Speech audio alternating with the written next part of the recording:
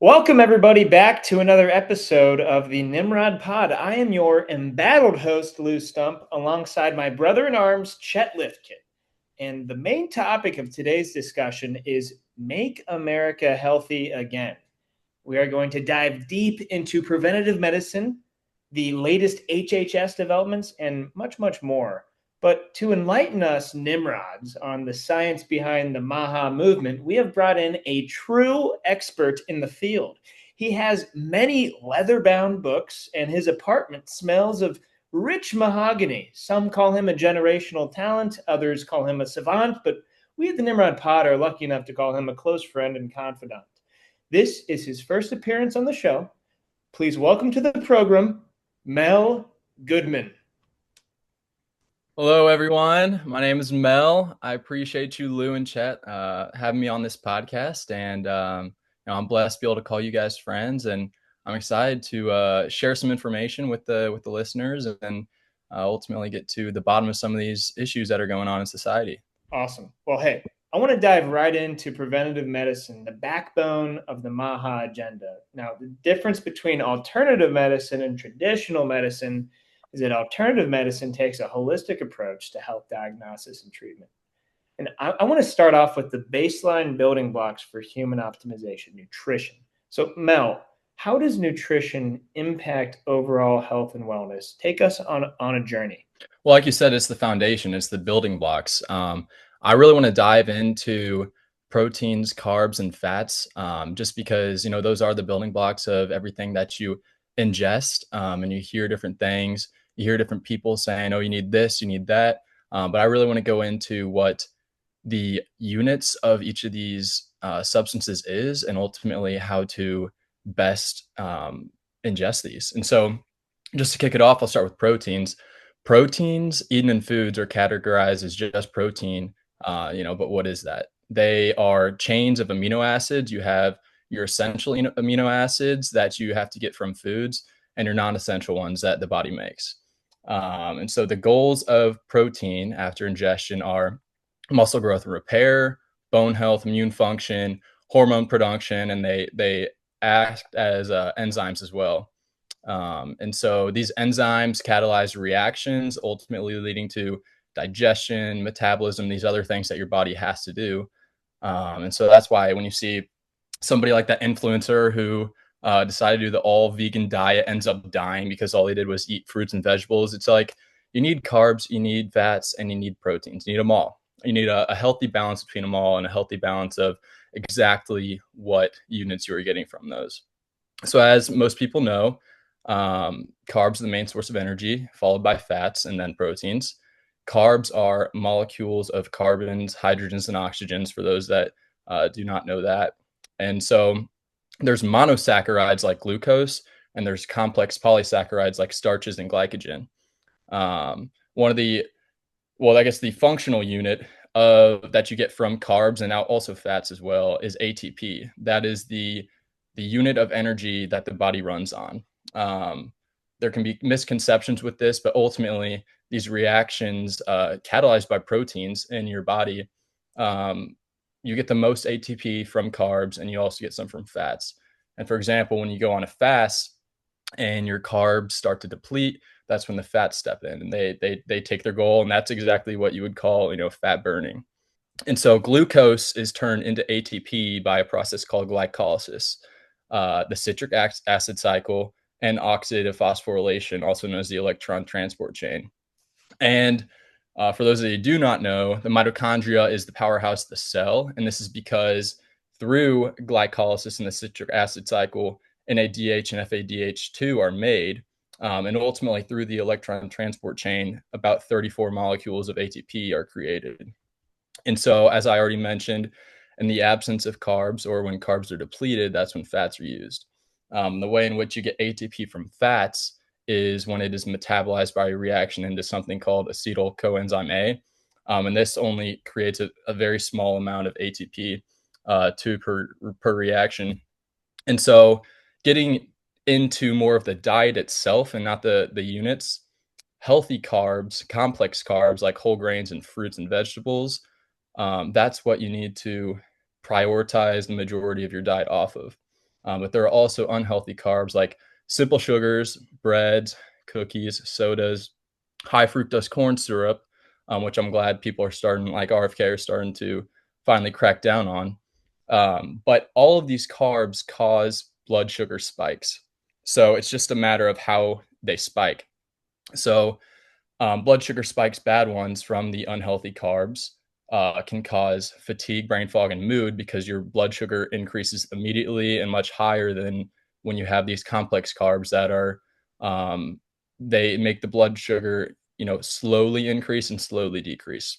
And so these blood sugar spikes lead to insulin resistance, diabetes, heart disease, kidney disease. I mean, you name it, inflammation, blood vessel damage. It's the more I say it, the worse it gets. So this is why eating healthy is so important for human longevity. And you see some of these elderly people who may be 70 or 80, but they eat so well, they only look like they're 55 or 60 if they're really really into it. Um, but personally, outside of the science, and with the science too, I think there are many ways in which you can balance your diet, and there's not one particular percentage or ratio of proteins to carbs to fats that's going to help one individual more than another. It's kind of a balance between the person, and so they are all essential. You have to have all of them, and as I've already harped on a handful of times, it's just the types of each that you get. The last point I want to mention is fasting and weight loss. And so if you go on a straight fast, let's say you're fully efficient, you have all carbs, proteins, and fats. You've had a good diet to this point. You start to fast for about 24 hours, maybe a little longer. Your body's going to go straight off of carbs because the main functional unit of carbs is glucose. And so, whenever glucose is not used immediately in the bloodstream, it forms into something called glycogen, which is stored in the liver. And so, this glycogen is then broken down when you're fasting or need energy and will be broken down into the glucose unit and then used in ATP. That's where you get your energy. But then, after that 24 plus hour period, your body stops to use carbs because you need glucose for essential brain functions and other things. So, it starts to use your fats, which are turned into or from that come from adipose tissue, turn into fatty acids and ultimately make ATP that way. So that would be the fat burning stage, and that's a little bit about the functional units. I guess I just want to throw it over to you two. How exactly do you distribute your diets, and what do you guys think works best for you? Like most of what you said, or all of it actually, it's super important to be balanced. Um, Everybody's different, some things work for some people, some things work for others. But one thing you really have to make sure you're getting is enough nutrients, enough vitamins, that so that you don't have any deficiencies. Like you'll see in some vegetarians or vegans, they'll have to supplement with vitamin B12 because they don't have any animal products. But tons of benefits to eating a balanced diet. Balanced as in you're getting a mix of different foods, different one ingredient whole foods. One thing I noticed, once you start eating whole foods, you start feeling so good that eating garbage makes you feel almost hungover. Like you get to a point where you don't want to go back. The way you feel outweighs what you could be uh that you are sacrificing in terms of taste. So super beneficial, obviously, in longevity and prevention of chronic disease, metabolic syndrome. That's something that we need to stress on the young American population. I don't think it's too late for the older ones, but definitely important for the younger people now. They need to be geared toward prevention of chronic disease because we're the wealthiest country in the world. We're the wealthiest we've ever been and the sickest we've ever been. So unbelievable statistic in my eyes. It all comes from the bullshit in the boxes at the grocery store. What do you think, Lou? Yeah, I mean, there's so much I want to talk about from your opening monologue there, Mel. I mean, for me, it comes down to eliminating ultra processed foods and strictly eating single ingredient whole foods, nutrient dense organic whole foods. if we go back in time to say, like, how did we get to the point where it is so impossible to fuel your body appropriately? It goes back to the days of the cigarette companies when they were really churning revenue. Everybody was smoking cigarettes, and then you get to the point, around the 70s when they finally realized that smoking cigarettes are bad for you. And we got two of the biggest companies in the world, like RJ Reynolds, Philip Morris. They end up shying away from the cigarette business, and they have some major M&A deals. Now, up until the 90s, the two biggest M&A deals in American history were cigarette companies buying food companies. And they took the same scientists that were responsible for making cigarettes as addictive and cheap as possible, and they decided to make food as addictive and cheap as possible. What do I avoid like the plague? Seed oils. They're currently the top source of American calories. They were created by John D. Rockefeller, the oil titan, as a byproduct of oil production. They're basically engine lubricant, and they're much cheaper than animal fats. The problem is they are highly inflammatory. And I actually want to pause right here, and I want to ask you about what impact inflammation has on total body health. Yeah, great question. So inflammation, I guess it all comes back to the cardiovascular system. So your heart pumps blood, and everything in your body needs blood.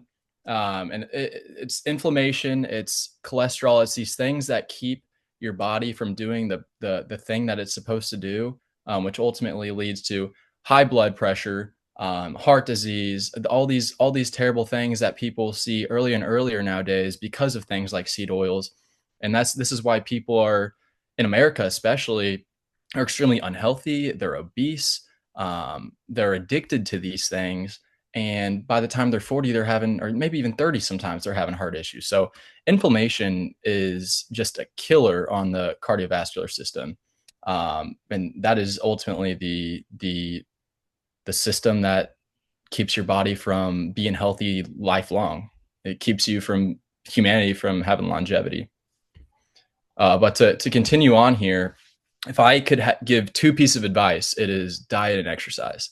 And I think the majority of Americans and people in the world who at least have some sort of education understand that these two things are above all the most important. If you throw in, even if you were to throw in blood panels and supplementation, let's just say you didn't even know about those options. These two things, for the most part, could keep the average person healthy. But to go into exercise, like I said, it solves essentially every single problem most people deal with daily.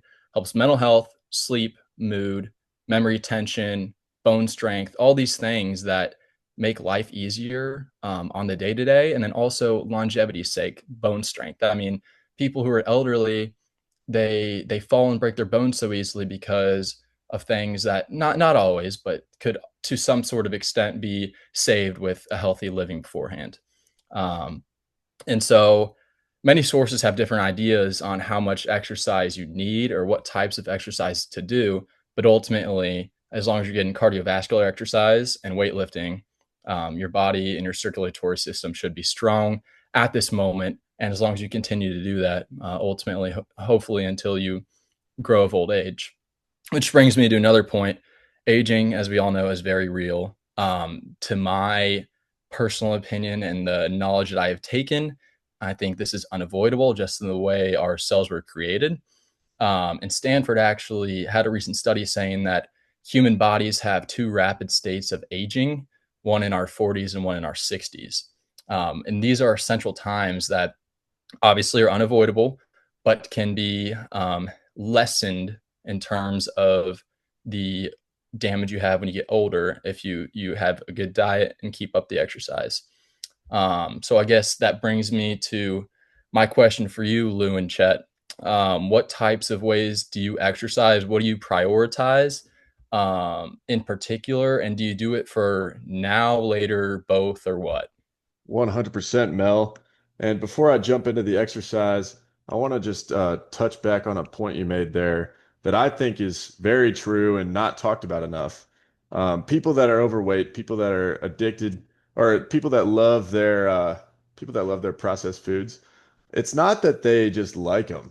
They're fully addicts. They're addicts. They're sugar addicts. They are, sodium addicts. The sugar, I think I read something one time that it was like more addictive than cocaine.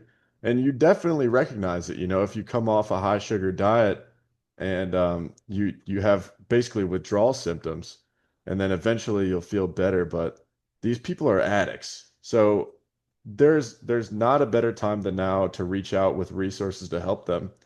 Um, and it's going to go directly against all of the big food companies and the big pharma companies. But what are we really fighting for? Are we fighting for the GDP, or are we fighting for the 330 million people in this country? You know? So, on the exercise topic, I think a mix of things is beneficial. Obviously, you want to get movement every day. I think you can take care of that with a walk. Some people can walk to work. Some people walk after lunch. Some people go on a walk after dinner. But you need to be moving every day. And then one thing that I like to do for now is to go lift weights. And I think there's a lot of safe ways to do that. Some people are kind of they're too deep into it. They're pounding 300 milligrams of caffeine at 6 p.m. before they go lift, and they're trying to break their central nervous system every day. So I think that people can take it too far, but there's a lot of ways to be safe and healthy about it that keep your bones and your muscles strong and make you look good. So only benefits there. One thing I'm not too hip on is cardio. I don't do a lot of running. I don't do a lot of swimming, and I don't ride on the bikes or the ellipticals or anything. I think it's a waste of time, and I get it all done when I'm lifting anyway and walking. So curious to hear the other opinions in the group, but I think mine is working pretty well so far. Yeah, to answer your question, Mel, I take a holistic approach. Again, this is what preventative medicine is about. This is the alternative approach to health and wellness.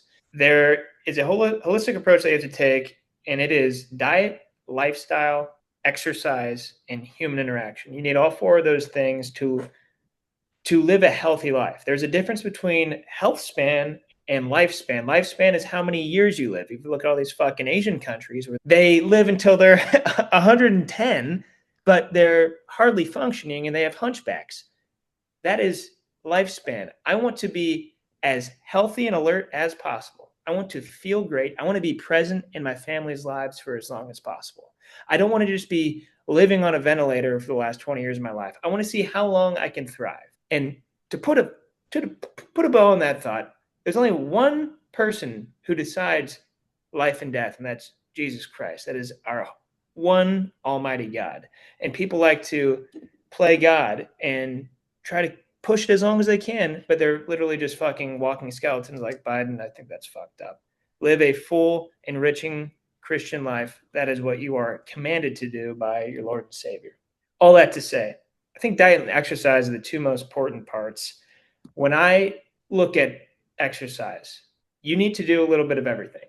And it doesn't have to be extremely intense. Again, this is like health is a case by case, person by person basis. It might be different for me than it is for you.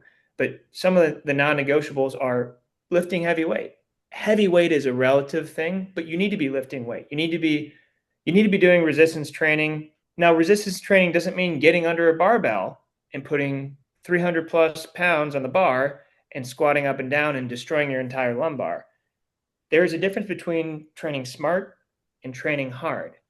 The smarter you train, the healthier you're going to be, and the longer your body is going to be functioning at an optimal level. I try to push weights. I push my own limits, but I do it smart in a way that isn't going to get me injured. I do a ton of functional and mobility exercises. I make sure I don't leave any piece of my body unmoved. I have a very intense warm up where I make sure I move every single joint and ligament in my body so that I'm fired up and ready to go. And even if I don't hit these muscles or these body parts in my lift today, I'm making sure that I'm getting up and getting them moving, because the more you use your body and stretch it in ways that are uncomfortable, the longer you'll be able to use it. I do a ton of body weight stuff. Like there is a direct correlation between how long you can hang on a pull-up bar and how long you're going to live. That is a fact. And then the one last thing is there's a mental component here is you want to constantly challenge yourself. Comfort and growth cannot coexist. So you need to throw a wrench in your workout regimen every once in a while to put your body in an uncomfortable situation and force it to react. This is how you prevent injuries. This is how you stay nimble. And this is how you live a long and prosperous life. I think my one secret is post-meal walks. And I want to hear what you got to say about this, Mel. You talked about glucose spikes. Obviously, after eating a big meal, your glucose spikes, your blood sugar goes up. And a lot of people, what do they do after they eat? They go lay down on the couch and go on their phone, turn on the TV.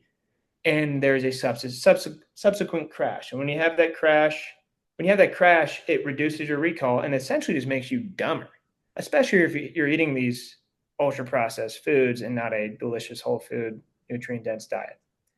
So what I do is within 10 to 20 minutes of finishing my meal, I take a quick 15 to 25-minute walk, just to walk.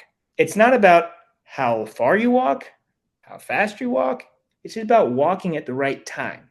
If you do it right after your meal, it can counteract that glucose spikes and actually bring it down to regulation and prevent the looming crash that a lot of people have to deal with in the evening after a big dinner. So, and again, this is also huge for fat burning. And I know people are always worried about their weight. I'm talking about fat burning, not weight burning. And I eat a very nutrient dense, hearty dinner. Like I don't shy away from food. I eat all day long. I don't really mess with fasting. I should, but I eat a ton of food, and this is a great way to burn fat that you wouldn't otherwise if you didn't go for a post-meal walk. Have you ever heard of this post-meal walk theory? I'm curious what you think, Mel. I have not, but I love it. So obviously, what happens is after a meal is when insulin takes over and ultimately brings your blood sugar back to normal. And this process is always happening, whether it's your blood sugar goes too low, then you have to break down glycogen when you're fasting, and it shoots it back up, and vice versa for when insulin has to step in. I don't want to lie and tell you that I know the actual answer of what happens in the body. However, it would not surprise me if that eased the amount of insulin your body had to create simply because of the very light exercise that you were doing. That would not surprise me by any means. And I like what both of you had to bring there to the table. Obviously, young men, it's very important. Women too, but as we are all men, to push weights.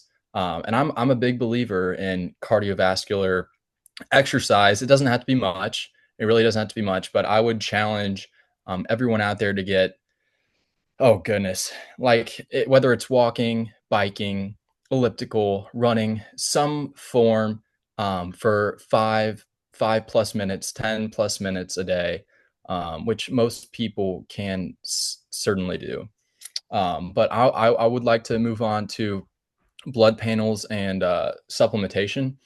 And so personally, I have been blessed not to need any lifelong medication. So I'm not taking anything on the day to day, fortunately. And we can go down the whole rabbit hole of what actually is essential for people who do take medication. We can go down that if we want. But for the sake of this podcast, I won't do that and save that for later. But blood panels themselves are very effective for preventative medicine. And they have not been widely used by people who are worried for their own health, only going into the doctor, yada, yada. But they tell you where you're deficient and what you keep an eye out for. And ultimately, with all the science we have nowadays and the access to good, reliable technology sources, it allows you to take supplements for these deficiencies that you find to prevent these cardiovascular issues or these calcium issues, iron supplements, the whole nine. And so I personally have not done this as much as I would like in my own life, but I know I want to do one here very soon just to see if there is anything that I can supplement myself for to ultimately feel better on the day to day.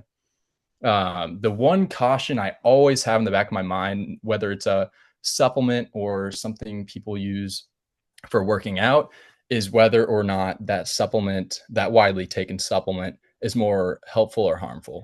That's always in the back of my mind. And there are so many out there, whether it's FDA approved or not. I don't care. I still like to do my research, but I Dietary am always the FDA approved. Dietary supplements aren't subject to approval by the FDA. That's why they're no. supplements. Yeah, absolutely. No, that's however, some of these, whether they're marketed that way or not, people still use in the same manner, and they potentially could be. And so, I am just always very reluctant to hop on the train of something that's fad or something that people are doing, and I like to see the research that comes out from it first. But with that being said, how do you all supplement yourselves, or have you all partaken in blood tests recently? Yeah, I'll start us off here because Chet and I have been on a unique journey this year. We both dove headfirst into comprehensive blood panels. We go through Ways to Well, which, by the way, was just approved in your home state, Mel. So that'll be a great opportunity to see where your baseline's at and start keeping a tab on your overall health. Um, it's been huge for both of us. We both had different health issues that we've battled with, short and long term, that we wanted to address. I've had my blood checked twice, my biomarkers twice. Chet just had his initial consultation and is currently on a pretty comprehensive supplement regimen, and he's seeing great results. I'll let him speak to that. For me, I had a couple key things that I wanted to address. I was forced to get the COVID shot against my will from my employer, and this was one of the biggest regrets of my life, and a large reason of why I've gotten involved in the fight against globalism and big pharma and all these corporate interests that want to make us sicker. I think Chet can attest as well. I've gotten pretty radical with my diet, and that's where I've seen the most improvement. But by identifying where my biomarkers are at holistically, not just one biomarker after the other, separately in isolation, and then supplementing every single one of those based on the deficiency. I look at the entire body of work and I try to understand how the biomarkers interact with each other. Like if my thyroid levels are low and my testosterone levels are low, but my vitamin D is extremely high, maybe I need to go down vitamin D and it can push thyroid and testosterone up. Like all of these things are connected. Our body is a like wonderful ecosystem that is constantly working with each other. Like there is a food chain going on inside of our bodies and every piece is working with each other. So like going from my first consultation to the second one, I saw how we supplemented for some of these deficiencies, and then some of them actually like went in the wrong direction because I was over supplementing in the wrong area. And I think at the end of the day, it comes down to like why am I supplementing? It's because it can reduce, minimize, and in some cases eliminate the impacts of living in the American healthcare system. And I am feeling the benefits. I am living the benefits. Like we all have physical and mental problems, and a lot of people feel stuck and they over medicate and they get, eventually they are in a chronic disease rabbit hole or an addiction rabbit hole, and they're constantly trying to quiet some part of their brain because of pain or whatever it may be. But if you just take a holistic approach to your health and cut out all the ultra processed foods, if you're disciplined and consistent about your exercise regimen, you're interacting with other people, and you're fueling your soul with human interactions and lifestyle that is beneficial to society, you feel like this. A lot of this goes beyond the supplements and the nutrition and the exercising. There's a whole spiritual element that people don't ever think about. But if you are intentional about addressing all three of those, you're going to be a lot healthier and you're going to feel it. And I've felt it by changing my diet, and I've felt it with supplementation. And I think the beauty of getting a comprehensive blood panel every 3 to 6 months is that you can react on the fly and make adjustments, figure out what's working, what's not working. Like this isn't I got my blood work checked, I'm vitamin D deficient, so I'm just going to OD on vitamin D the rest of my life. No, let's supplement with vitamin D. Let's throw in a little K2. Let's see how you're doing in 3 months. If you don't see a change, maybe we need to increase the vitamin D intake. Maybe we need to look at the other biomarkers and see where else you're deficient. Like this is a constant preventative medicine cycle. You're constantly improving. You're constantly working on yourself, just like we work on ourselves, in our careers and in relationships. You got to constantly be working on this. So I'm, just under a year into my journey with supplementation and comprehensive blood panels. And I think Chet's story is even more inspiring. Sure. One thing that's unique about my story that's not like most people that would get a comprehensive blood panel is I just like to make sure that there's nothing wrong because I do a lot of bullshit. Especially I kind of abused my body for the period of the last 6 years in more ways than one.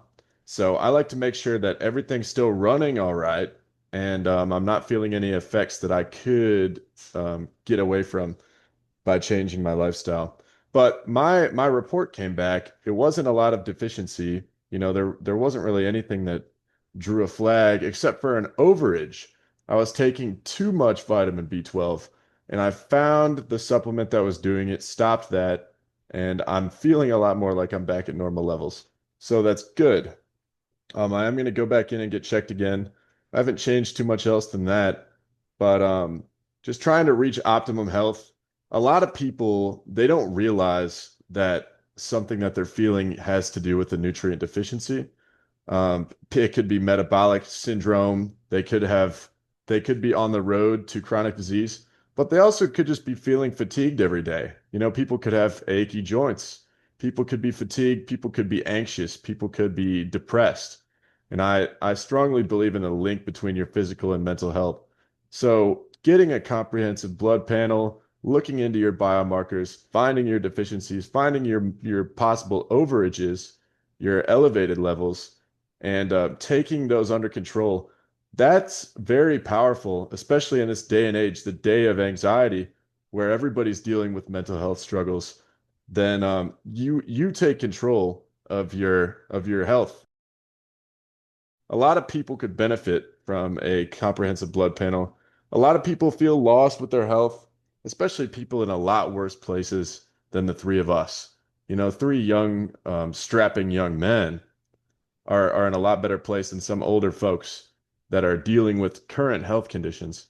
A stat I found the other day from the Pew Research Center is that 56.3% of white liberal women aged 18 to 29 are diagnosed with a mental health condition. So take that number and bring it back about 100 years. Bring it back 20 years. How much do you think it drops?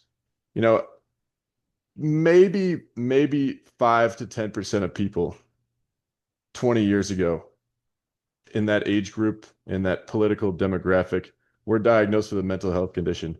And obviously our diagnostics have shifted upwards. We're taking more we're giving out more diagnoses, basically. But these white liberal women have a massive issue.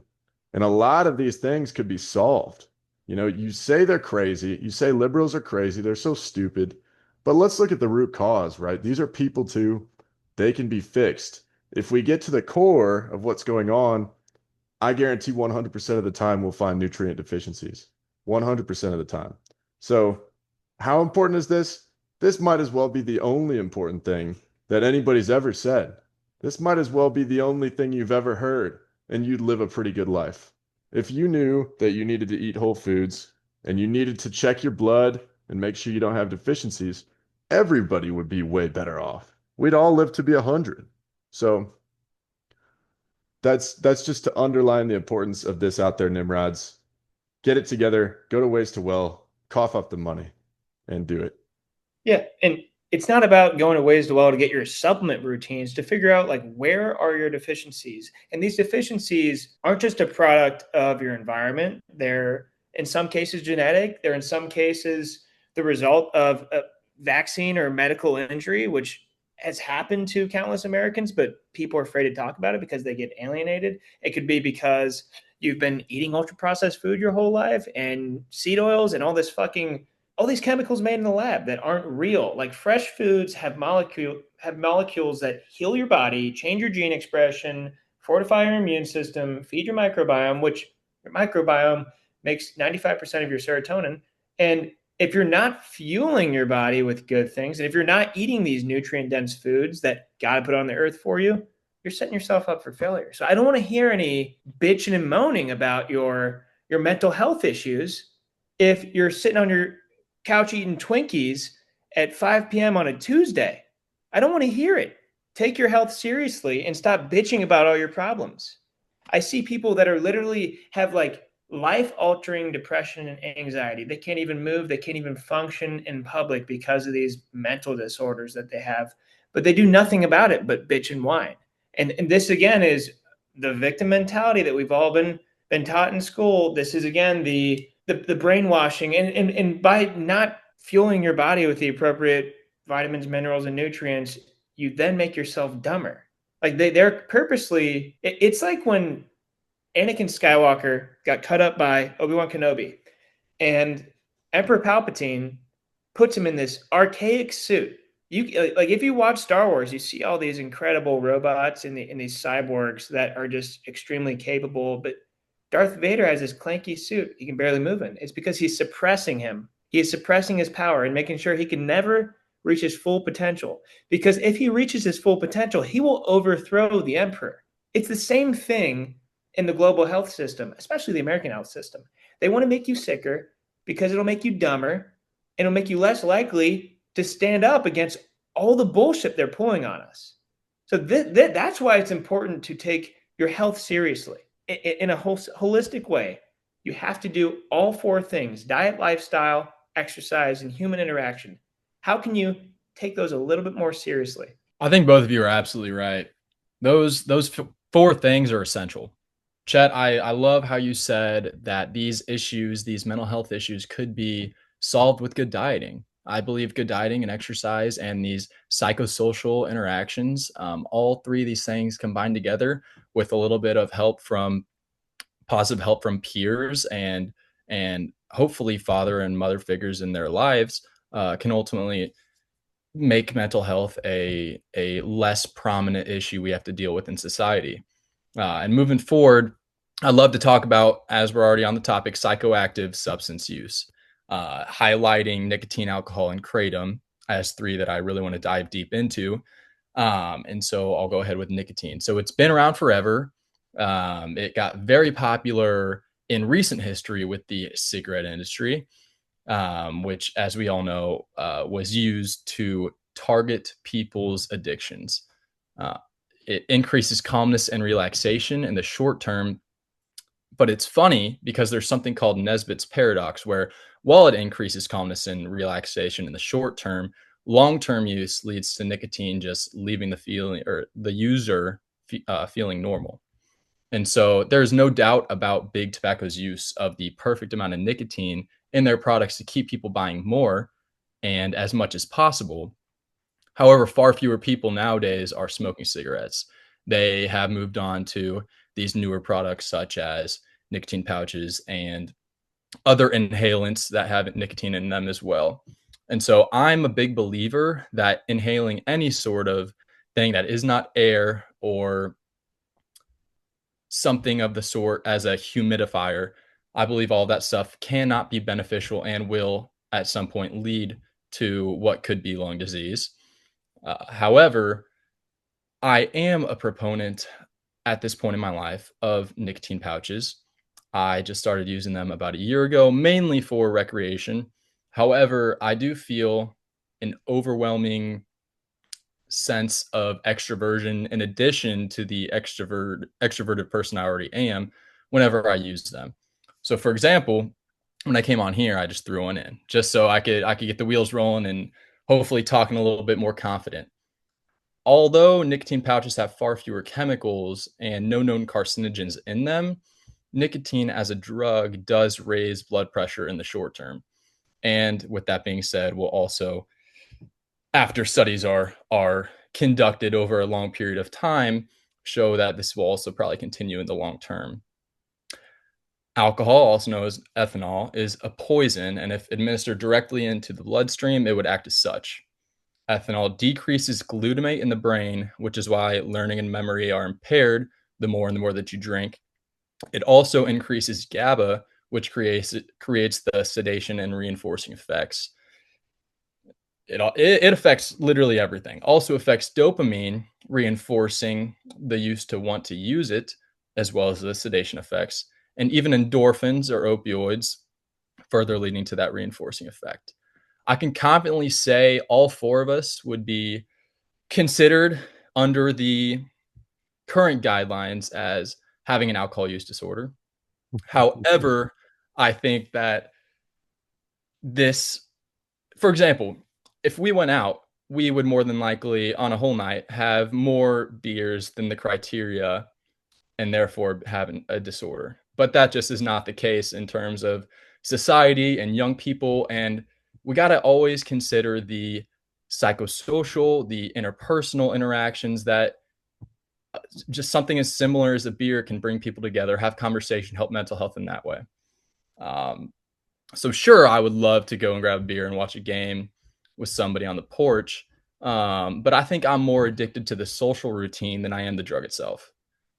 Lastly, the reason alcohol is so bad for people is because of the intermediary drug called acetaldehyde created during metabolism.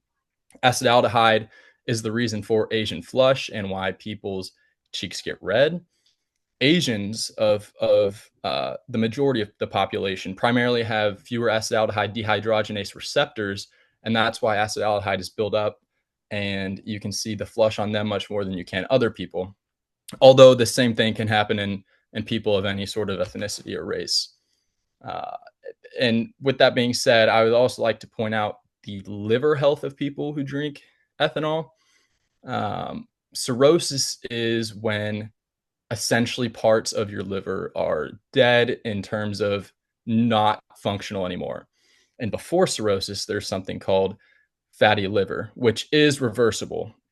So, for example, if you have a chronic drinker, they will then first get fatty acid, or excuse me, fatty liver in their liver. And that means that they're not metabolizing it as well. And if this continues to happen, they'll have cirrhosis. And the crazy thing about cirrhosis is if enough of your liver gets cirrhosis, then you'll get in line for a liver transplant. And if you are getting a liver transplant, this is a very fucked up statistic. Hospitals are allowed to consider liver transplants as successful after 365 days.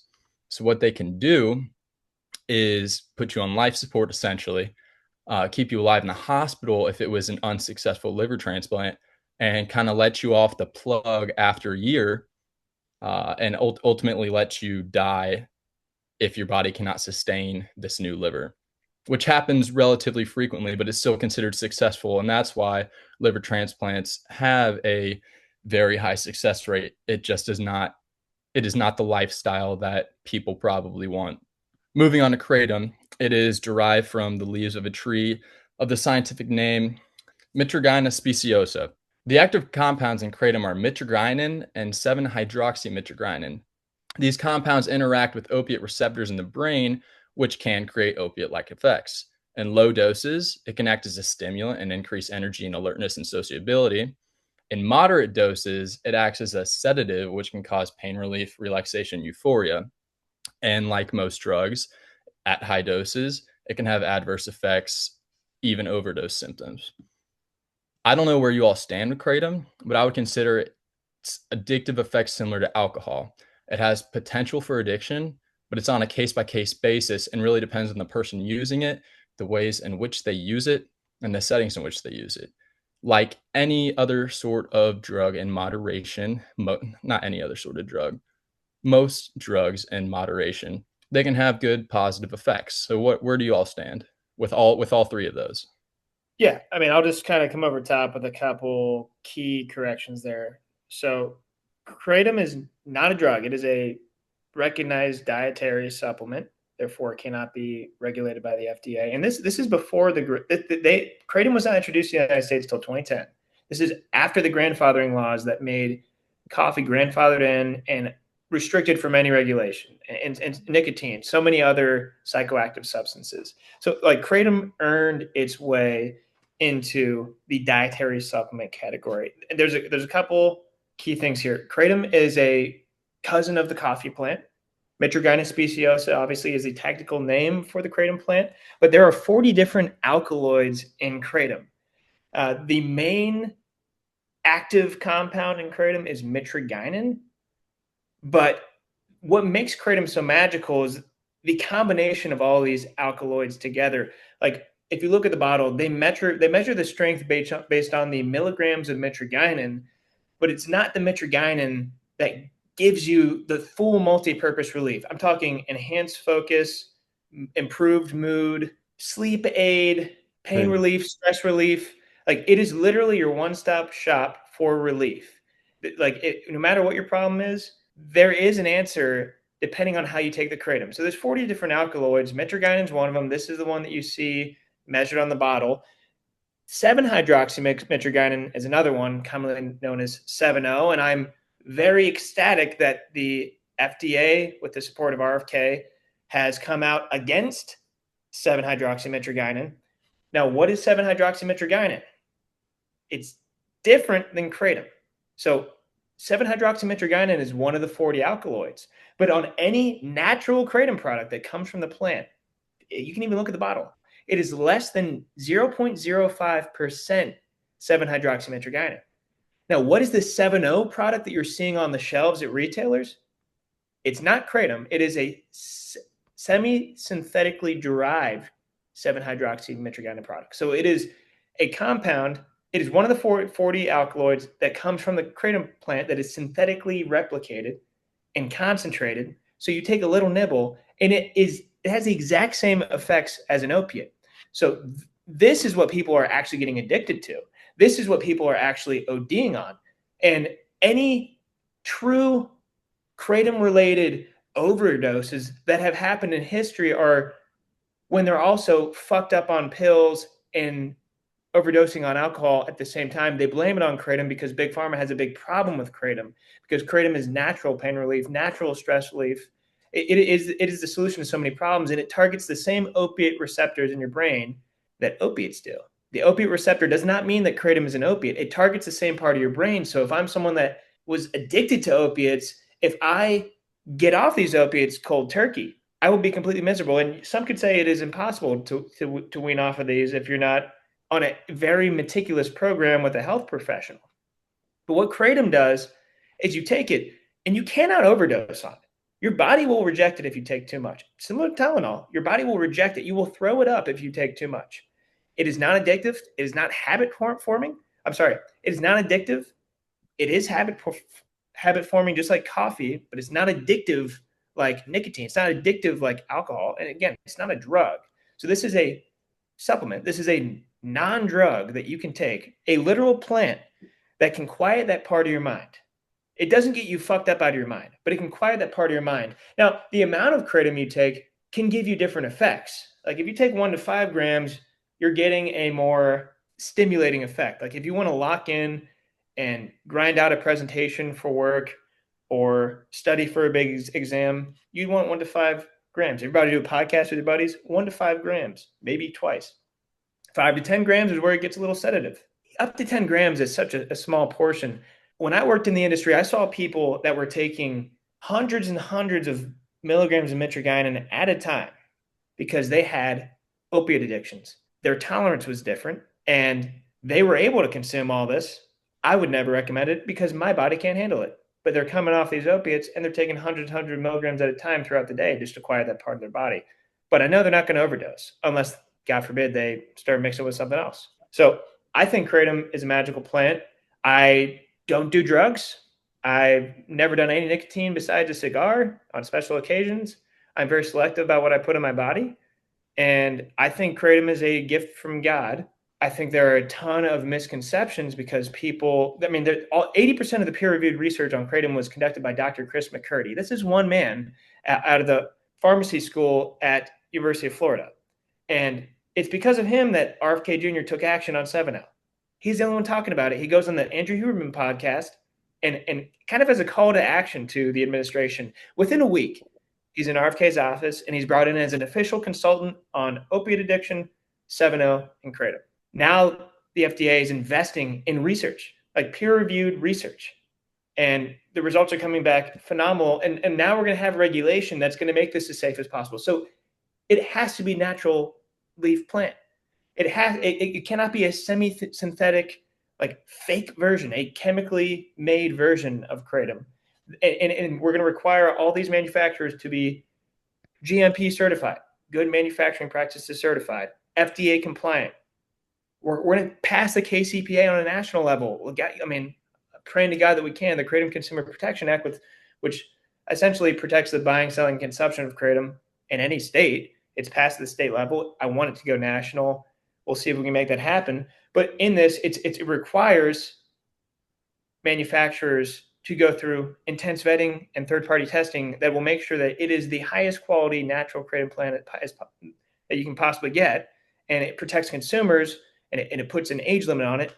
You cannot purchase kratom unless you're above 21 years old. Any psychoactive substance I would not recommend taking until you're 25 years old. But by putting that 21-year-old requirement on that, it makes sure that kids that live in underprivileged communities aren't getting their hands on it at an early age. So I think there's tons of regulatory momentum, tons of questions that need to be answered that have been answered by few and will soon be double-clicked into by the administration and made widely available so that people that have chronic pain and severe addictions will have an out route without just quitting cold turkey and inevitably ending right back where they were. So I think Trump's drug czar in his first administration said it best.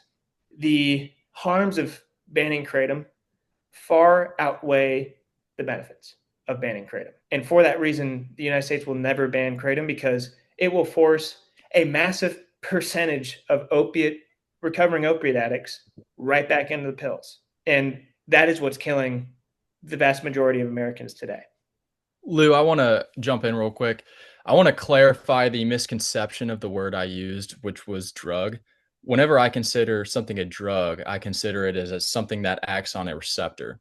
Not all drugs are addictive. That is a fact. Just because somebody like me who uses the word drug more loosely than somebody else, because drug has a bad connotation nowadays. Not all drugs are bad. However, the way in which I use the term drug is something that acts on a receptor. Makes sense. Okay. All right, Nimrods. Nicotine is great. Everybody they love to cite Huberman and say it's good for your brain. It's important to find a safe way to get it in your body, and it is addictive. I'd say, I don't know what the percentage is, but plenty of people are addicted to nicotine, probably upwards of 50% of the American population.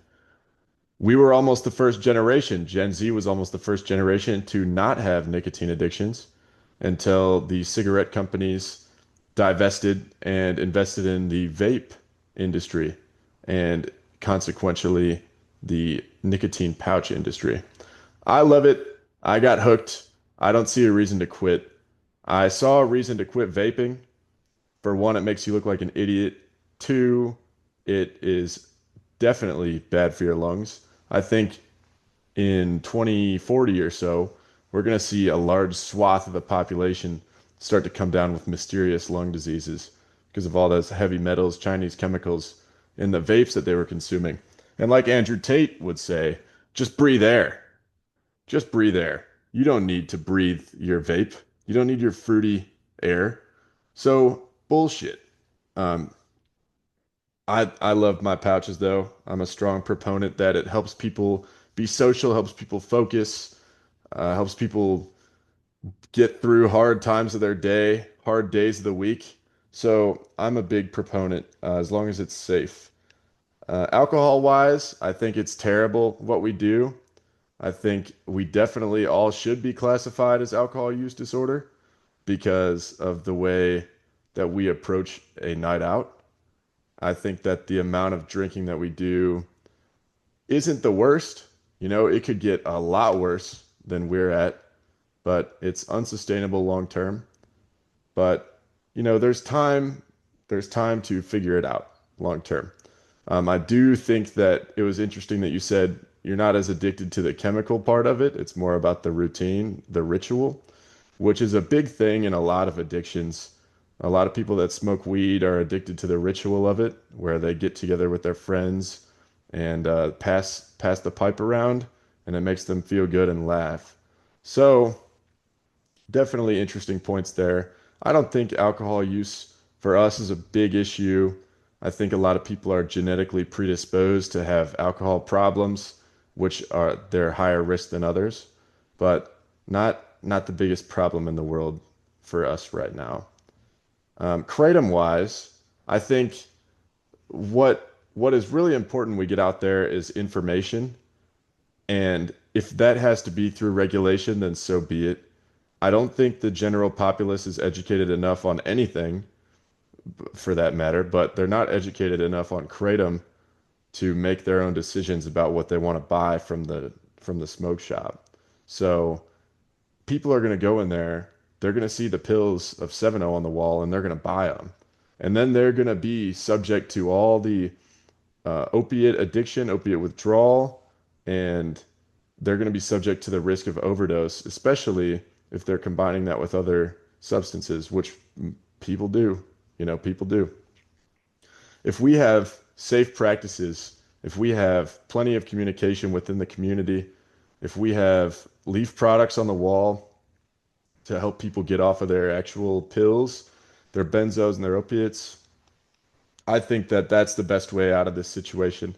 And I really love McCurdy. I love what he's doing for us. I love RFK and his approach. I'm just glad that it ended up this way and not the other way. Ban it all, which is something that a lot of people want to do. A lot of people are stupid and they don't understand things, so they just want to get rid of them. They think they can't help anybody if they can't help them.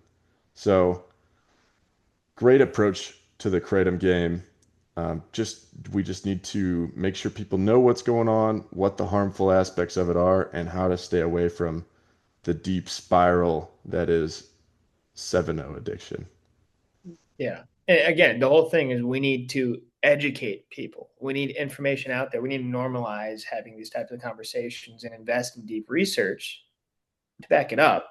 And like we look at the absolutely incompetent governors in Texas and Ohio. As soon as Dr. McCary and RFK Jr. make this statement, like kind of attacking 7-0 and warning all the states about it, they go ahead and bring to legislator a bill to ban kratom altogether. It's like, did your fucking idiot associates even read the fucking press statement? Did they read the press release? Did they listen to the press conference? Are you fucking retarded, brain dead, or just stupid? Are you mentally incapacitated? Are you drooling down your shirt with two little floppy hands and cross eyes? I got to know what's going on in the gubernatorial office because I'm sick of it. I don't have a kratom addiction. Don't. I love it. I think there's no better time than now, as we're going to start talking about vaccinations, to finally transition into the MAHA movement. And although you all may differ than me with essential vaccinations, whether or not you think some or not, at this moment in time, I think mRNA vaccines are, first of all, terrible. They mess with your genetics, as mRNA does in your body. It duplicates DNA and mRNA. And I also believe Hep B is not essential until, you could argue whether or not it's essential because it's the way in which it is transmitted. However, it should not be given to infants. The government is forcing people, like with the COVID vaccine, to get all these vaccines that we may or may not need. I had to, unfortunately, get the COVID vaccine during the summer of 2022 because, as you said, Lou, I wanted a job and they made me get it. I have heart palpitations and a right bundle branch block. I know the vaccine has only worsened my palpitations, and I am very upset by that. Fauci in America really fucked up its population by making them take this vaccine. And I only hope that exercise, good dieting, and all these things I can do for my body in a beneficial manner can get me going as long as I can to have the most impact on others in my life while I am still fully functioning in the way that I can think in the current capacity. As you mentioned earlier, Lou, it's not about human longevity. It's about the fulfillment and the amount you can give to other people in your life while you are living. It's not about the number of years in which you live. It's about the actions you are doing and when you are living. So with that being said, moving into this MAHA movement, I love to hear what you all have to say about certain vaccines in general, and the ways in which you believe they have impacted society over the last X number of years. So on the vaccine side, I'm not the biggest expert on what people should and shouldn't do. I don't think that all vaccines are bad. I think that a lot of them are useful. A lot of long-term deadly diseases that we used to have to deal with have been solved by vaccines. I think, in my opinion, and I think what a lot of people share, is that we want to see extensive testing and ingredient transparency on these vaccines before they're recommended by the CDC or the WHO for everybody to take, especially if they're going to do 12 in a day to an infant child. So, something that went against that was the COVID vaccine. And I know it was Trump's baby at first with the Operation Warp Speed, but it wasn't Trump who forced everybody to get it in 2021. It wasn't Trump who forced everybody but the people in the House of Representatives and the Senate to get it.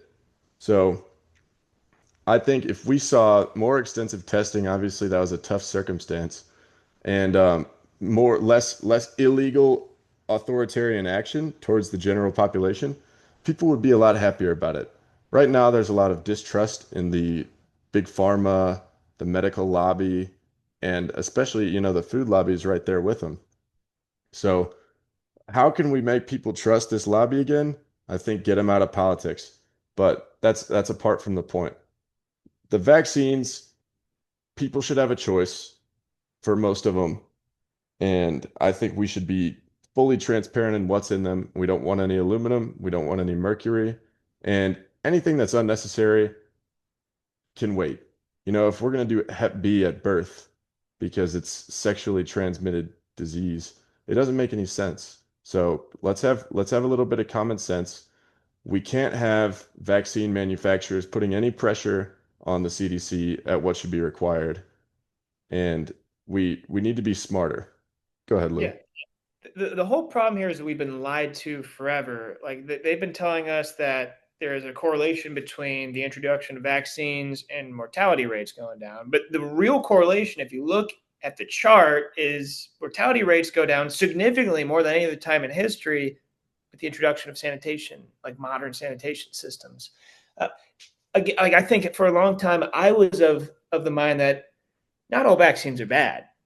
We just need to make sure we get more research out there and we identify which ones are good and which ones are bad and how they inversely affect different groups of people. The problem is they've been lying to us about everything. Like you can't tell me it's perfectly safe and effective if it's not safe and effective. This phrase safe and effective is not from the COVID vaccine. This is from generations before. This is something they've been hammering into our brains like we're a bunch of fucking sheep forever. Like Pharma's been hiding data. They've been suppressing and manipulating research. Why should I trust any of it? Did God invent vaccines? No, people invented them. Maybe do you think God put people on the earth to invent a foreign substance that you're going to inject into human beings? I don't think so. I think we should focus on the slew of millions and millions of other factors that are contributing to the rise in chronic disease. And I would even say that there's a massive spike in chronic disease that is correlated with the introduction of vaccines.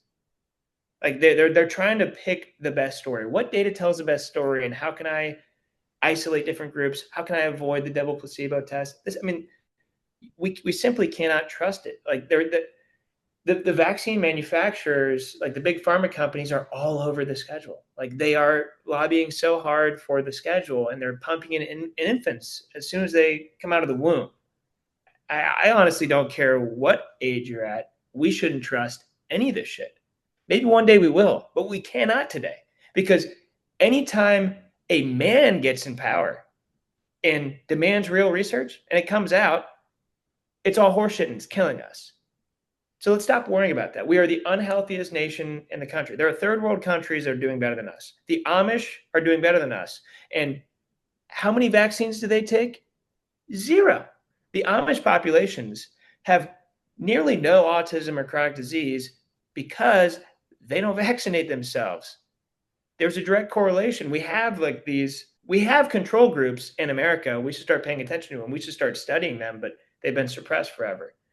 Again, I'm not a medical expert, but it doesn't take an expert to know that there are corporate interests all over traditional medicine and all over this vaccine schedule. And I think the biggest regrets in my life are not just taking the COVID vaccine, but all the vaccines that I had to take as a child that have brought me to this point today. There are things that I feel in my body that I think we all do that we think are normal. Man, I'm so tired. Man, I can't even focus right now. Like there's all these little things that we just think, oh, I'm just having a bad day. But maybe it's not just a bad day. Like maybe we've been chemically castrated. Maybe we've been chemically changed forever. Like we need real honest research. And like the shit that RFK Jr. is doing in the past 9 months, devastating. And after, but we're going to get into it later, after the big autism announcement, I think they're going to try to kill him and Trump in the next month. Like they don't give a fuck anymore. It's getting dangerous. Like, you know who owns Tylenol? Johnson & Johnson. You know who manufactures all the vaccines? Johnson & Johnson. They're not going to be too happy. They have a stake in the game now. What are they going to do? How much money do they have? What other foreign countries do they have alliances with that would do something bad? Probably a lot. So anyone that says it's safe and effective and we just got to trust it and some of them are good, all I'd say to you is you know absolutely nothing and don't act like you do. I don't care what you read in a textbook. I don't care what you read in a news article. Why would you trust it? Who wrote the textbooks? Was it Robert Maxwell, Ghislaine Maxwell's father, who owned McGraw-Hill and every other major college and high school textbook? Like who? What was it? Washington Post? Was it New York Post? Was it New York Times? Wall Street Journal? Who owns them? We all know. We all know. So don't tell me you know until we have real research. That's it. I think you're absolutely right. Now, I want to double click into some of that breaking MAHA news. Obviously, President Trump and Secretary Kennedy had probably the largest, most important medical announcement in recent American history. They announced the first major revelations in their hunt to identify the root causes of autism. Now, the first three culprits on the docket are acetaminophen or Tylenol, folate deficiency, and vaccines. I'm going to spend most of my time on Tylenol, but I want you guys to understand it. The root cause of autism is not one thing, and it's not just these three things they mentioned. It goes so much further beyond these three things. This is just the tip of the iceberg. RFK Jr. was given a hard deadline of September 20th, and he gathered as much research as he could. Like, again, we've talked about this before on the show. What's RFK's approach? Gather research, peer-reviewed, double placebo-tested research that cannot be refuted so that no matter who gets in power after Trump, we have the shield of RFK Jr., the shield of the truth and real science-based evidence. So that being said, let's talk about Tylenol. So what does Tylenol do that's so bad? And it's actually incredible that they've gotten away with marketing to Americans for so long. Tylenol lowers the blood-brain barrier, which disproportionately affects men. And then the shots come in to finish the job. Like this is the high-level synopsis of the press release. Tylenol does a lot of things. So it causes folate suppression, which then breaks down the blood-brain barrier. And again, they said folate deficiency was identified as a key contributor to autism. They didn't link it in the press conference, but I listened to a couple of medical experts after the fact say that these are indirect correlation. Like this is a causal relationship. And the HHS even proposed real actionable solutions, including folate supplementation to treat these deficiencies. A funny fact that was thrown out is that Tylenol is put in opioids to keep you from taking too much. So they literally put acetaminophen in painkillers as a poison to help prevent overdoses. And I think that's hilarious. That it is a known poison that they use to prevent people from overdosing on actual painkillers, opiates. It's a joke. And obviously, this is devastating to the pharmaceutical industry. We talked about who owns Tylenol, Johnson & Johnson, the orchestrators of the COVID-19 pandemic. So the funny thing is that while Trump was holding this press conference, which he announced as the most important press conference in medical history at Charlie Kirk's memorial, like we knew it was coming. This was a big deal. And you know what happened? Fox News aired an opinion piece on Kamala Harris's flop memoir instead. Alex Jones is reacting live to this historic press conference, literally having a spiritual orgasm overloaded with joy. Like all of the frogs turning the water gay and the atrazine, all the shit that he's been called a conspiracy theorists for forever is finally being vindicated. And he's reacting to this. They flip to Fox News in the middle of like right in the meat and potatoes of this press conference, and it's Jesse Waters shitting on Kamala Harris. This is total boomer bait. And they are so incentivized to shield the boomers, from the truth behind Big Pharma. Let's look at the numbers. Total U.S. pharma TV ad spend is approximately $5.1 billion annually, which contributes to over 25% of total linear TV ad revenue. It's disgusting. And it's estimated that Fox takes in about $296 million in annual pharma ad revenue. Is this corruption? I don't think so. No, they're just friends. This is a mutually beneficial relationship. This is just capitalism, guys. Nothing to see here. And again, who has to politicize scientific fact? Well, it's our old friends, the left. So in response to this historic announcement, I go on my phone, look at X, look at TikTok, look at Twitter. What do I see? I see pregnant liberal women, might I add, posting videos of themselves devouring Tylenol by the handful. And to be honest with you, I think they should be indicted for attempted murder on their child. This is what true evil looks like. This has been the conversation, the topic of all of our conversations recently. These people need to be isolated from common society until they surrender to Christ. Like, this is evil. This is why Trump needs to bring back mental institutions immediately.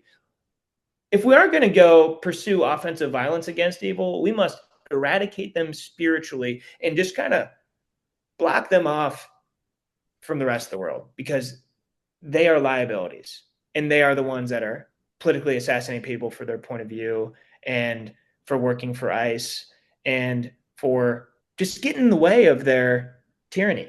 And just to kind of put a bow on this synopsis, I love that they went after Tylenol.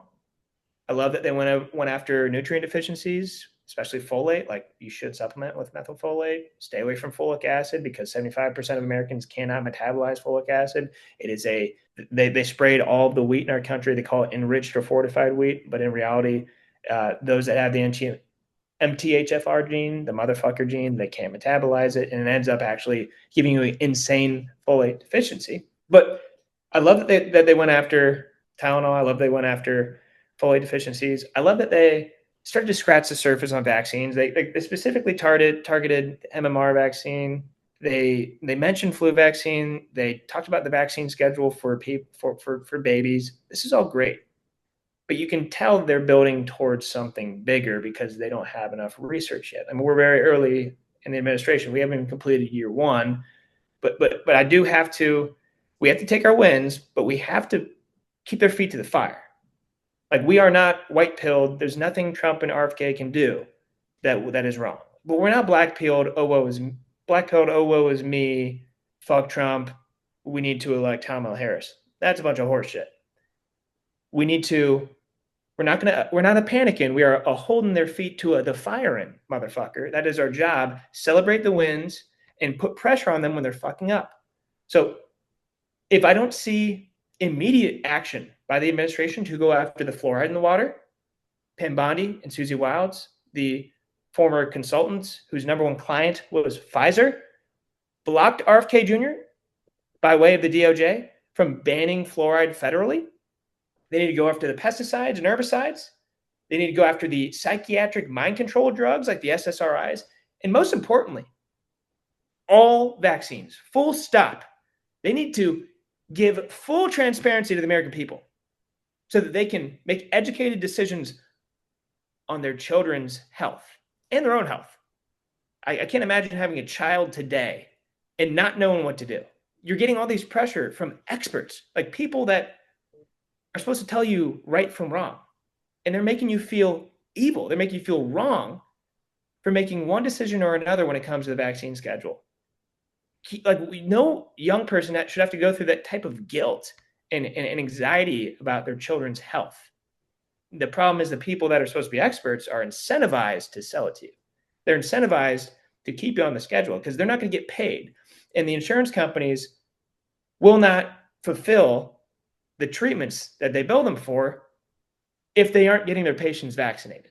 It's a vicious cycle, but I trust the administration. This was a historic press conference, but we must march forward. We must put pressure on them to make sure that America is eternally healthy and we get true medical freedom and independence back again. What are your initial reactions, my Nimrods? So before we let Mel jump in here, because I think he's going to be a little bit more educated sounding than I love it. At first, I went in and I looked for this press conference, and I say, so what? We're just talking about Tylenol now? We're talking about vaccines? And I was a little disappointed at first. And then I looked into it. You know, we're just getting started here, and this is progress in the direction that we've all been wanting to go for the past 8 years now, almost 8 years. So, very good progress. I love the fact that even though Donald Trump goes out there and says Tylenol may harm or increase the chances of autism in your baby if you take it when you're pregnant or when they're an infant. And Tylenol in 2017 says we actually don't recommend using any of our products while pregnant. And in 2023, there was a class action lawsuit against the maker of Tylenol, Johnson & Johnson, alleging use during pregnancy led to birth disorders and autism. And Johnson & Johnson spun Tylenol off into a separate independent company 2 years ago after that class action lawsuit that these liberal pregnant women are downing Tylenol on TikTok. I think it's the funniest shit I've seen maybe in a few weeks because the response is the same memes that we've been using forever. You know, Trump once said he could cure cancer and the liberals would hate it. And he did a super nice thing for a guy who kind of looked like a kid with a brain disease and made him a part of the NYPD. And they were all dunking on him for it. They're like, he can't do the job. It's hilarious. So I think next, if we want to get rid of our liberal problem, we need Trump to go up there and say, I love oxygen. Oxygen is great. And they'll just start suffocating. So absolutely hilarious, confirms everything I thought about liberals, and I like the progress we're making towards catching autism because in the 1950s, only two out of 100 out of 10,000 kids had autism. Two, and now it's 322. It's doubled every decade or more since then. So it's not just the diagnostic criteria. It can't be just the diagnostic criteria. You might see a 2x increase or a 5x increase. But if we're going up 150x, what the hell is going on? And so they're getting after it, and we're finally not afraid to ask these questions. Massive progress in my book. Let's go, RFK. You're both right on. The way in which this needs to happen is research, action, and informing the public. And that is exactly what they're doing. That's why I appreciate this administration in many realms in which they're doing. However, this one, the attacking autism and other health issues, I appreciate RFK and his leadership in that. Something that we have to take into consideration, as you just mentioned, Chet, is how autism rates have skyrocketed. So something people also are not considering is fetal alcohol syndrome. It's very hard to diagnose. It acts very similar to autism. However, it is hard to distinguish between the two. That can be a confounding variable. So can the screening that is being done today.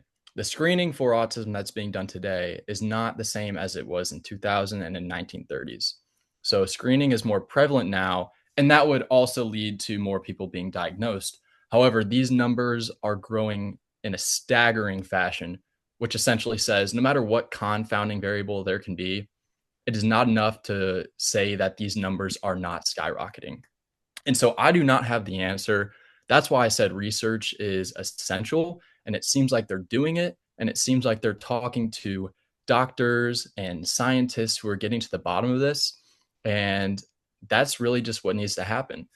Unfortunately, there's always going to be corruption in capitalism. Okay. Politics and capitalism, unfortunately, kind of go hand in hand because these big companies, whether they have deals with these politicians to make them grow, will, in some cases, as it is now, hurt the public. And it is hard for people like RFK to essentially get the balls to do the right thing and tell the truth.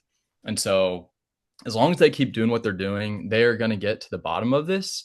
As much research does, research will change over time. And that is the beauty of it because everything's changing over time. As long as we continue to research, we'll get to the bottom of it. And hopefully, with people in power as they are now, who are confident in disregarding these capitalistic deals some people have and really getting to the bottom of it, we are on the right path. Phenomenal feedback, guys.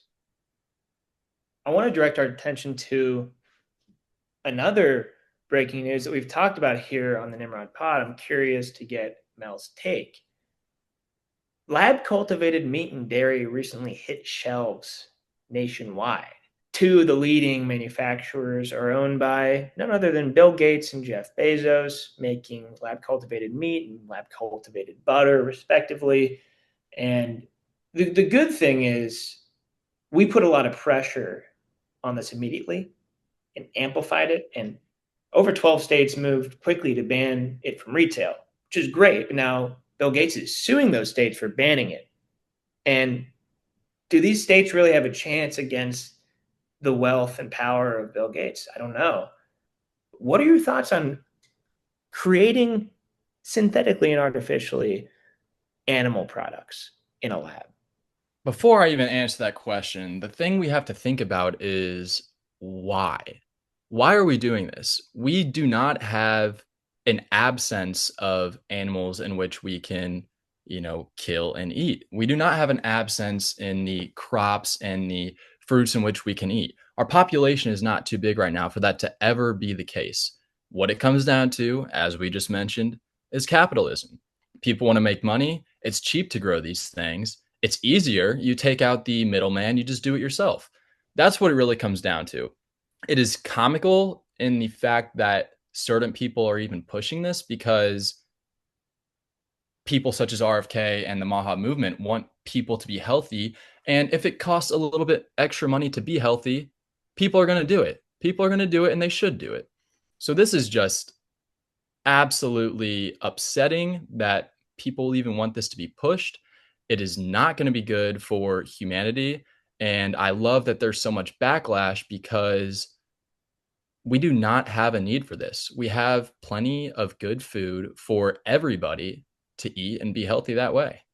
Love it. I'm glad I got your insight. I kind of want to do a little speed round here and hit a couple more topics. The next one that we haven't spent a whole lot of time about on the podcast is hospitals are incentivized to declare organ donor patients' fetuses, newborns dead prematurely for organ harvesting purposes. This was a long-time conspiracy theory pushed by none other than Alex Jones. He was called crazy forever. He was sued for it.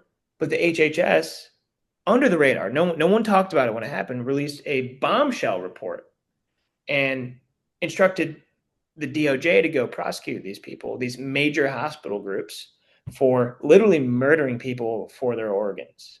Like they had people that were on their deathbed fighting for their lives. They declared them dead early and started picking them apart and pulling their organs out of them. Like they when newborn babies aren't doing well, they put them in this like little this one wing of the hospital where they're essentially incubating them, but in reality, they're just letting them sit in the heat until they die, and then they're prematurely calling them dead and harvesting their organs. Like this is this is eugenics. This is organ harvesting. This is the adrenochrome.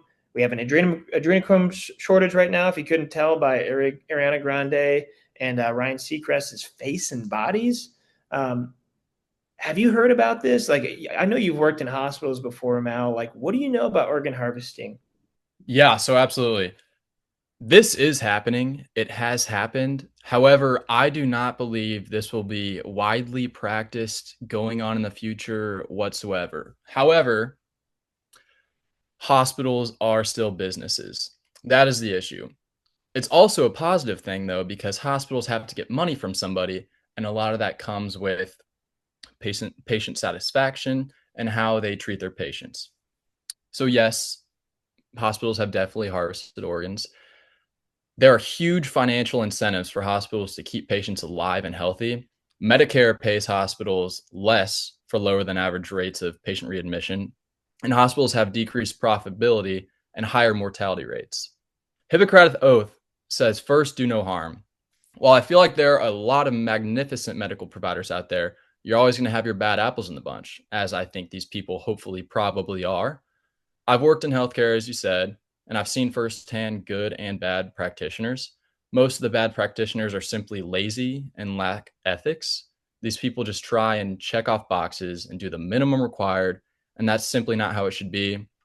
I hope that it is only these people, these lazy people, who are doing this. I do not believe this will be widespread. I hope that it is shut down as soon as possible.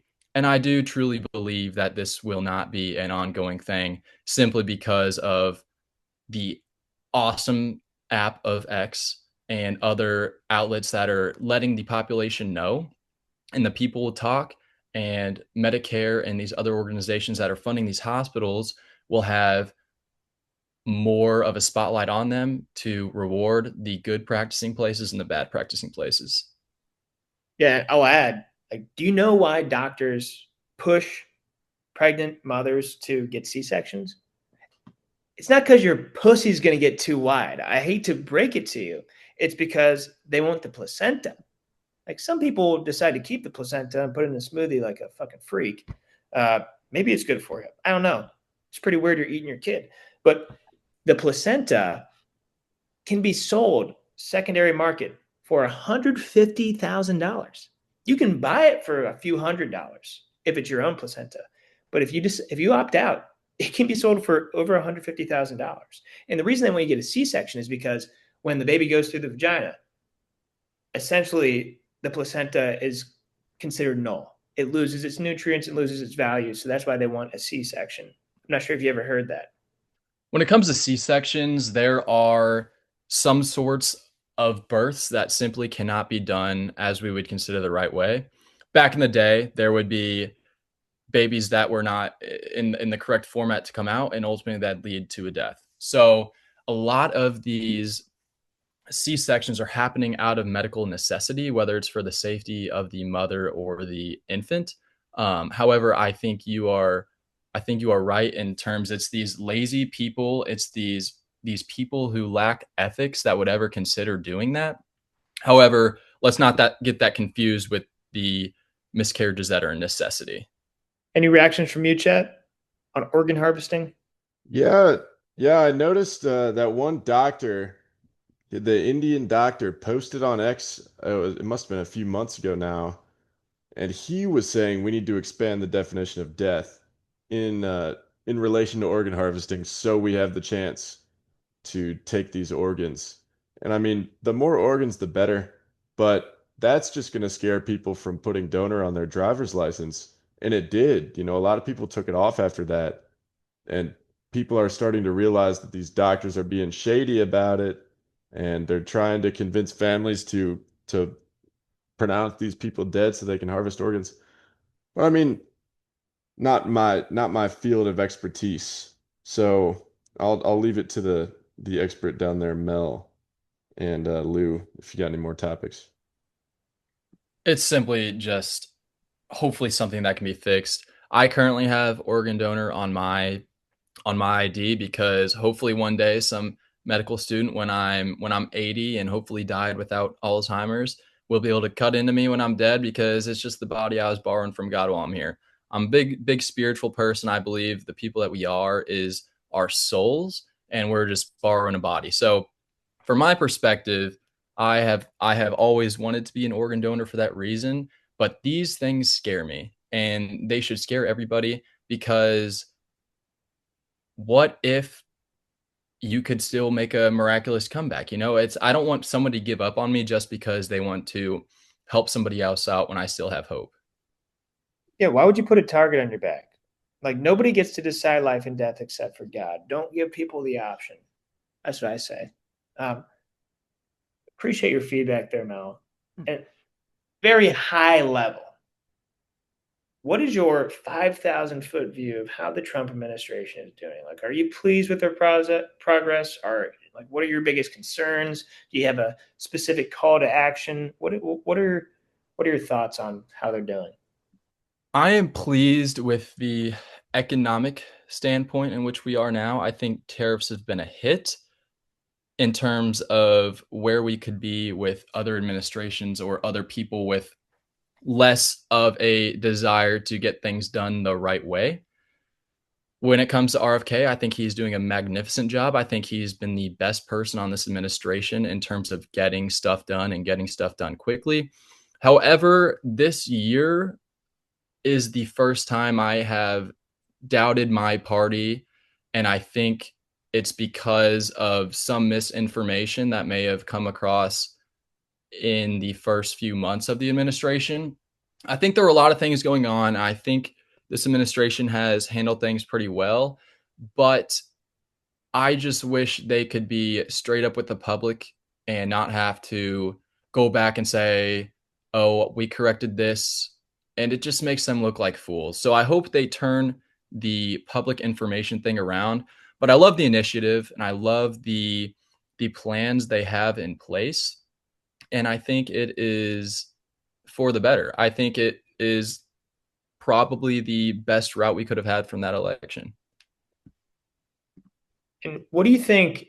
Like, let's focus in on health and human services. Like, what does RFK Jr. have to do to deliver a devastating blow to the American healthcare system? Like, how can he really make irreversible progress to safeguard American health? Like, what actions does he need to take in the next 3.5 years?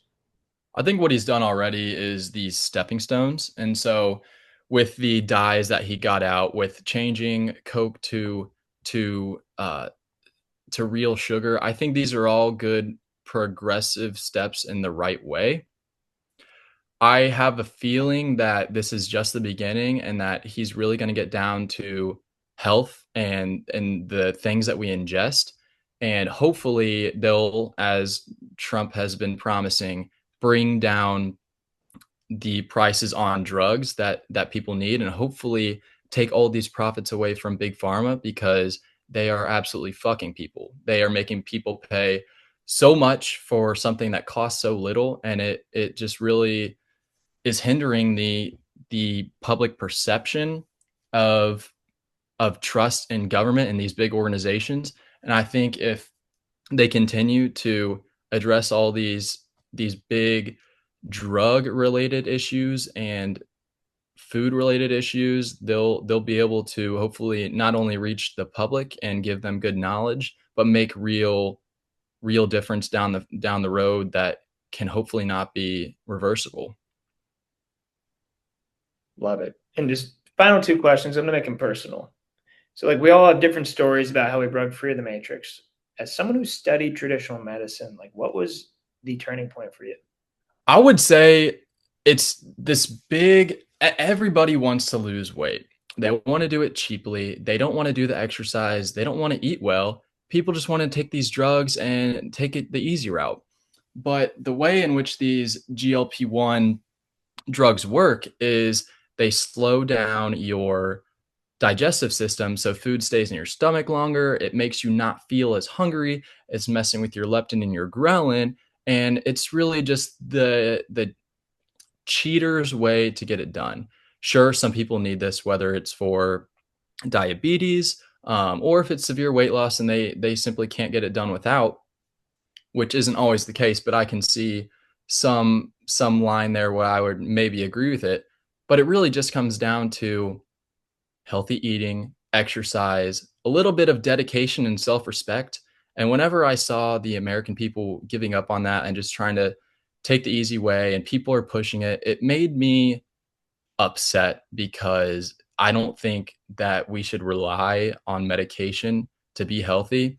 And this all comes down to preventative medicine and doctors and nurses. A lot of what they do is not preventative medicine, it is treatment, which is essential. Don't get me wrong, but preventative medicine can keep people out of the hospital, it can keep people healthy. And there's not a big enough emphasis on this. Well, last question for you, Mel. Why do you think so many of our greatest scientific minds were also devout Christians? A lot of classic atheists don't believe that you can believe in science and believe in God. What is the intersection? Why is there such a strong correlation with the brightest minds in human history over time? Once people read the Bible, it's simply the answer. So everything in the Bible makes sense. Chronologically, all the stories add up. You have so many different authors writing about the same thing and they all align. A story like that really makes you think. And then you think back to how did humanity started or how did humanity start? We're all living in something. And therefore, if we're living in something, that means that something has been there forever. But not everybody can think. Humans probably are not even supposed to be able to understand the fact that something has or has not been there forever. We cannot understand that if because we believe in a beginning and an end. That is how humans think. On a spiritual level, I think it's entirely different. There essentially could not have really been a beginning because can something really come from nothing? I don't think so. And that makes me think that something has always been there. And that's the easiest way to answer it. So when it comes to spirituality, just understanding that this is not only the most realistic way and that it makes the most sense, but all these things that happen in the world make you think that, yes, there is a God. Yes, God is good. And for that reason, he allows us to have these things. And God had a plan, and humans have to come into the world and kind of figure things out for themselves, and that's where things like medicine and vaccinations come into play because they want to do the best they can on Earth. But the answer is, why do you care so much about your life on Earth if there's just an end? Like, what are you doing? Why do you choose to do this or that? Why do you choose to do good or bad? And most people come to realize that, especially in their old age, if I'm really trying to be a good person, then more than likely I will probably believe that there's a reason for this, which is God.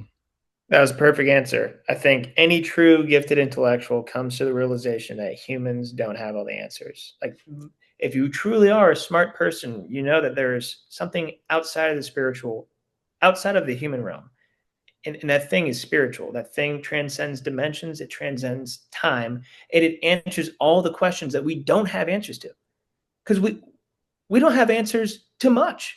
If we look at all the things there are in the universe, how many things we've crossed off the list of answering questions? It's not a lot. It's not a large percentage. So I think that's a very wise response. Well, I think this has been an enlightening conversation. This is what it's like to have a true expert on the Nimrod podcast. Prior to this, it's just been a bunch of slobbering retards, having a good time, shitting on the libs.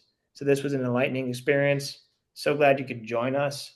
And I hope you could join us again soon, maybe even to talk about things outside of health. I think you have a unique perspective, and I think you are aligned with us spiritually. And I'd like to see where we can go with this.